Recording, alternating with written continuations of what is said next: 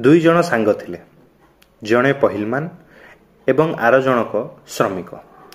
पहिलमान केवल 2 घंटा परिश्रम करी हुष्टपुष्ट हो गला, अथच श्रमिक सारा दिन परिश्रम करी दिनकू दिन दुर्बल हेबारे लागिथिला। दुर्बल श्रमिक पहिलमान को एहार रहस्य पचारिला। पहिलमान कहिला जे परिश्रम करिबा समय रे शक्ति संचय दिगरे मोर ध्यान थाए, अथच तुमर सबु ध्यान थाए पैसा रोजगार करिबारे। सेथिपाई तुमे दुर्बल। जेउ विषय उपरे आमर ध्यान केन्द्रित हेबो, आमर संकल्प सेई प्रकार फलाफल देव। अखंड ज्योति, पृष्ठा संख्या 37, डिसेम्बर मास 2006 मसीहा।